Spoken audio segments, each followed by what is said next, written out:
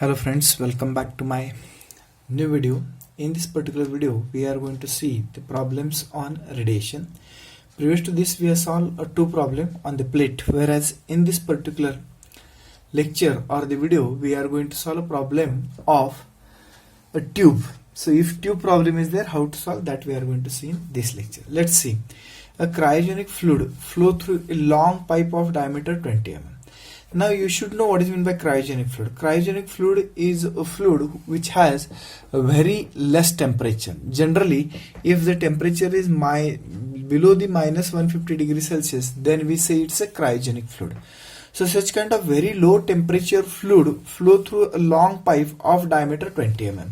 So this particular cryogenic fluid is flowing through the tube whose diameter is 20 mm. So let me show such kind of tube in the figure. So let's consider that this is the tube which has a diameter of 20 mm. So this is having a diameter of 20 mm, and in that the fluid is there. So let's consider this is a cryogenic fluid which is flowing inside the tube. This cryogenic fluid is having very less temperature, and its diameter is also given to you. So diameter of this particular, let me consider that this is the body number 1, this is the body number 1, and this body number 1 has a diameter d1. So I will put here a diameter d1. So this is given data. Diameter given d1 is 20 mm. So if this I convert into meter, so it will become 0.02 meter. Okay, that's the diameter of a tube through which cryogenic fluid is flowing.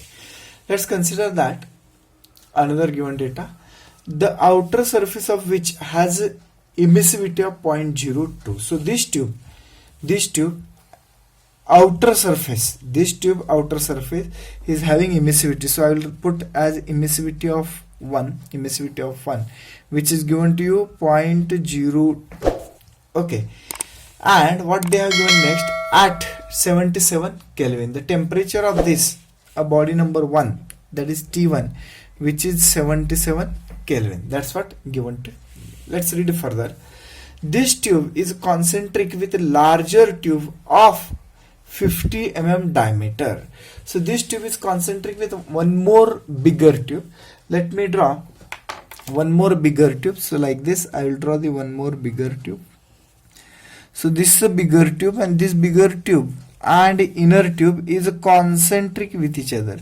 Concentric means what? Both are having same center. So center of small tube and a bigger tube is the same. So let me complete this upper tube picture. So the outer tube picture, and this is, let's consider a body 2 or surface 2. For this particular surface 2, what they have given, this tube is concentric with a larger tube of 50 mm diameter. So I will put D2. D2 is 50 mm. So what is meant by 50 mm in meters? It will become 0.05 meter. Okay. Inner surface of which has emissivity of 0.05. So inner surface of this tube inner surface is given to you how much? Emissivity of 2. Why I will put 2? Because we have considered this is 2. So inner surface of this tube is having 0.05 and temperature is 300 Kelvin. So 0.05 and temperature of this is 300 Kelvin. That's what is given data. Okay, so related to 1, that is D1, emissivity of 1, T1 is given. Related to 2, that is D2, emissivity of 2, and temperature T2 is given to you. Let's read further. The space between the surface is evacuated. Evacuated means what? Vacuum is there. Between these two tubes there is a vacuum. Okay. Calculate heat gain by cryogenic fluid per unit length of tube. So here what has happened, that the temperature of this outer tube is how much? 300 Kelvin, whereas inner cryogenic fluid temperature is how much? 77 Kelvin. So obviously heat will flow from high temperature to low temperature, that is 300 Kelvin to 77 Kelvin. So what we have to find out? Find heat transfer from tube to the cryogenic fluid, from a surface to to surface 1. That is what asked in the problem. Let's read it further. If a thin radiation shield of 35 mm diameter epsilon of 0.02 on both sides is inserted midway between the inner and outer surface. So now we have a radiation shield, and that radiation shield is having diameter of 35 mm, emissivity of 0.02 on both sides, means inner side and outer side, inserted midway between the inner and outer surface. So we have to draw now a radiation shield. So let me draw the radiation shield as like this. The green color shows the radiation shield. So let's consider this as a radiation shield. So this is radiation shield. This is what radiation shield we are done. And let's consider this is surface number 3. This is surface number 3. Now for this surface number 3, what they are given? They are given epsilon and diameter. So I will write here diameter D3. I will write diameter D3, which is given to you 35 mm. 35 mm means 0.035 meter, whereas epsilon 3 is also given, that is 0.02. Okay, on both side means inner surface and outer surface, both are having what? 0.02. Then calculate the percentage change in heat gain per unit length. So after putting this, what is the change in heat transfer? So second thing, what we have to determine, percentage change in heat transfer. Percentage change in heat transfer because of radiation shield. So after putting a radiation shield, obviously heat transfer will reduce. How much percentage of heat transfer is reduced? That is what asked. Let's go one by one. First determine heat transfer from 2 to 1 and then percentage change in heat transfer. So going for first heat transfer from surface 2 to 1, and when radiation shield is not provided. So radiation shield is absent, at that time we have to determine heat transfer. So when radiation shield is absent, there is only 2 tubes, that is tube number 1 and tube number 2. So let me draw roughly these 2 figures. So this is tube number 1, this is tube number 2, and we have to determine heat transfer. How determine heat transfer? We are knowing Q is equal to sigma. Now positive temperature difference, here T2 is having higher temperature, so T2 raised to 4 minus T1 raised to 4 divided by summation of R. That's the formula. Now how many resistance between 1 and 2? There is a surface, space and surface. Okay, so there will be 3 resistances: surface, space and surface, like this. So let me write R1, R12 and R2. What is R1 and R2? These are surface. R12 is the space resistance. So now the formula will become Q is nothing but epsilon T2 raised to 4 minus T1 raised to 4 divided by R1 plus R12 plus R2. Now we have to write a formula for R1, R12 and R2. We are knowing the formula for surface resistance and space resistance. These are formula, you are knowing it. Okay, so let's put the formula. R1 is the surface. So for surface, formula is 1 upon epsilon A1 epsilon 1. That's the surface. Next is the space, 1 upon A1 F12. That's the space. 1 minus epsilon 2 A2 epsilon 2. Okay, this is the formula. Now in this particular formula, again there is the area and the shape factor. When there is a concentric tube as like this, whatever heat transfer, heat is coming from this, that all 100% heat is falling on the surface number 2. Or whatever heat coming from this, that all will fall on surface number 1. Here, what happen? When I concentrate on tube number 2, for tube number 2, all 100% will not fall on one. Some of the heat may fall on itself because it's a concave surface. But tube number 1 is convex, and as it is convex, all energy coming from this is falling on 2. So I can write F12 is equal to 1. But F21 is not equal to 1. Why it is not equal to 1? Because from 2, whatever energy come, it falls on 1 plus sum of the energy is falling on itself, and that's why I cannot write this one, but this is I can write it. So F12 is equal to 1. So here there is a reference of F12 where we can take it 1. What is the area A1? Let me determine these areas. So that is area A1, area A2 and area A3. All three areas let's determine. That's the surface area. What is the surface area of 1? Surface area of 1 is pi d into the L. Surface area of 2 is pi d2 L, and surface area of 3 is pi d3 L. So let's determine pi d1 L. This will be pi d2 L. This will be pi d3 L. Now we are knowing a diameter of each, and that is per unit length we have to determine. So length I can consider 1. So this will become pi into 0.02 into 1. So this answer you have to calculate, and it must be coming something about 0.06283 meters square. Let's put second diameter. Second diameter is 0.05 into 1. It will become 0.1571 meter square. Okay.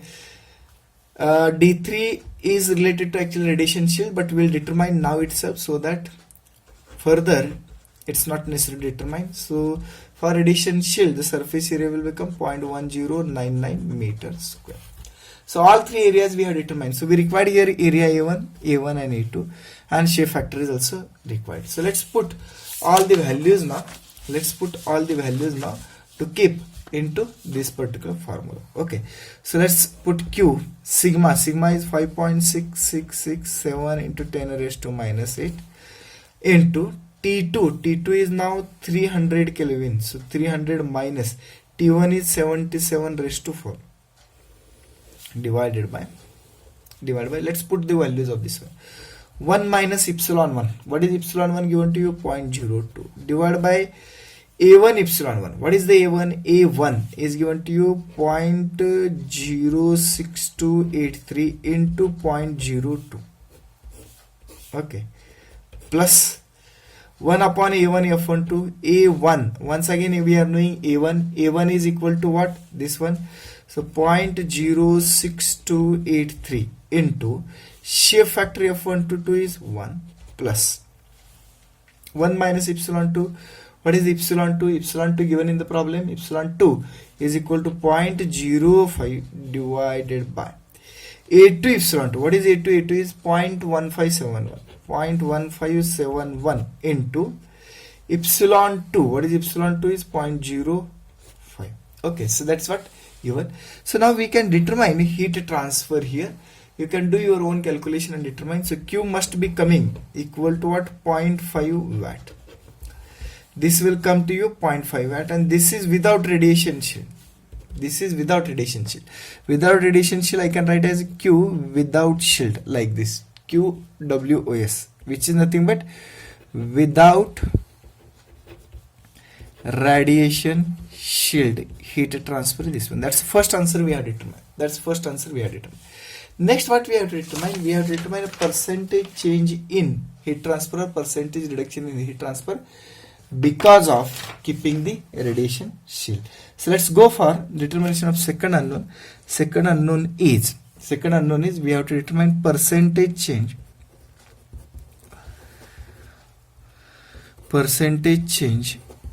in heat transfer because of radiation shield. So when we put a radiation shield, what is the heat transfer we have to determine, and then we can go for determination of percentage change. So now once again we can write a formula of Q with shield, that is WS, radiation shield, is equal to sigma T2, now T2 raised to 4 minus T1 raised to 4 divided by summation of R. Now what is summation of R? We have to check the figure. This is the figure. How many resistances are there? There are 3 surfaces, 1, 2 and 3. So there will be surface, space, surface, space, surface. Like that there will be 6 resistances. So let me put 6 resistances or write 6 resistances as like this by referring to this one. So let's refer this particular figure and try to draw the thermal resistance diagram of this one. So thermal resistance diagram will be this one. First is surface, space, surface, surface, space, surface. So let me write a notation as this is R1, R13. This is the space resistance between these two, R13. Then I can write R3 towards 1, that is surface resistance of 3 towards 1, R3 surface towards 2, then R32, and then there is a R2. So there is a difference between this and this. This is space resistance, this is surface resistance towards 2. Okay. So these are the various resistances that we have to consider it. Now by considering these surface resistances and space resistances, the formula with shield will become sigma T2 raised to 4 minus T1 raised to 4 divided by. Let me keep all the resistances now. R1 plus R13 plus R3 towards 1. So these all resistances I am putting. R3 towards 2 plus R32 plus R2. These are the various resistances. Right.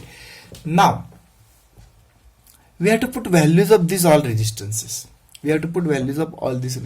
So Q WS equal to sigma T2 raised to 4 minus T1 raised to 4 divided by. All resistances I have to put. What is the resistance? R1 is the surface resistance, so it will become 1 minus epsilon 1 A1 epsilon 1. That's first. Plus space resistance is 1 upon A1 F13 plus I can write there is a surface resistance 1 minus epsilon 31 divided by A3 epsilon 31 plus once again there is a surface resistance 1 minus epsilon 32 divided by A3 epsilon 32 plus R32 is space resistance 1 upon A3 F32 plus R2 is once again surface resistance 1 minus epsilon 2 A2 epsilon 2. Okay. So this is big formula has came, and we can put the values into this one, and after putting the value you will get the heat transfer with radiation shield. So let's put the values now. Q of WS, here A1 is known, A2 is known, and A3 is known. All areas are known. Shape factor will become 1. Epsilon is also knowing. So all the values are known. Let's put the value now. Sigma is 5.6667 into 10 raised to minus 8. T2 is 300 raised to 4 minus T1 is 77 raised to 4 divided by we have to put all the values here. Let's put one by one.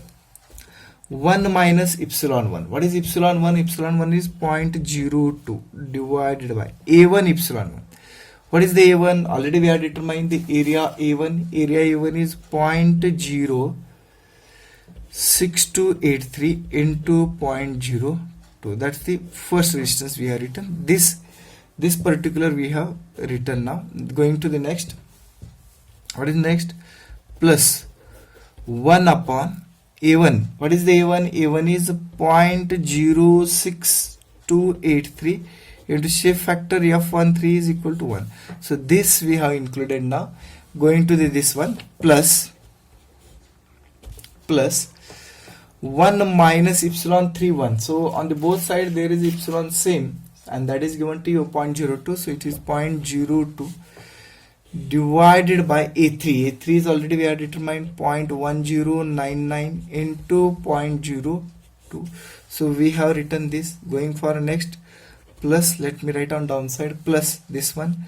So that is 1 minus epsilon 32.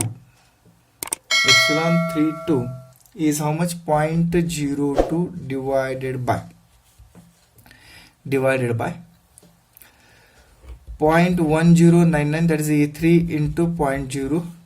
That's what we have determined. We have written this one. Let's go for writing this one, that is space resist 1 upon A3. What is the A3? A3 is 0.1099, into shape factor is 1. So this also we have written. Now writing this one plus 1 minus epsilon 2. So epsilon 2 is given to you 0.05 divided by A2. What is the A2? A2 area we have determined 0.1571 into epsilon 2. What is the epsilon 2? Epsilon 2 is 0.05. So that's what we have determined. So this is the total denominator. This is the total denominator.